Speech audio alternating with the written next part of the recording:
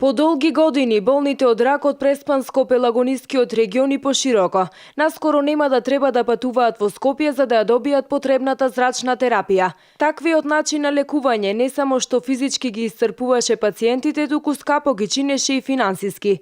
Директорот на Фондот за здравствено осигурување на Македонија Сашо Стефановски при последната посета во Битола истакна дека завршува изградбата на бункерот во кој ќе биде поставен акцелераторот за радиотерапија на болните од малигни заболувања и рак на дојка. Финишира изградбата и на бункерот во вредност од 48 милиони денари, кој што е веќе подготвен и се прават последните активности да може да биде монтиран и акцелераторот, кој што е набавен како нова опрема од Министерството за здравство во вредност од 1.700.000 евра и ќе биде пред се користен за зрачна терапија за онколошките болни.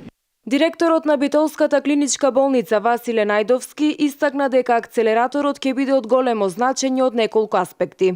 Ќе значи бенефит од една страна за пациентите кои што нема да патуваат до Скопје и да бидат изложени на чекање редица на гужби. Од друга страна ќе биде бенефит за клиничка болница Битола како нови методи кои кој фондот досега не сме ги испорачувале радиотерапија, ќе имаме прикажување, а и третата ќе биде се намали самата гужва и трајноста на опремата во скопските клиники, кои што засега се едини кои што даваат радиотерапија на ниво на Република Македонија. Со монтирањето на акцелераторот во клиничката болница ќе се издигне нивото на здравствените услуги во Битола. Акцелераторот, освен битолчани, ќе може да го користат пациентите од регионот, поточно од Ресен, Кичево, Демирхисар, Прилеп.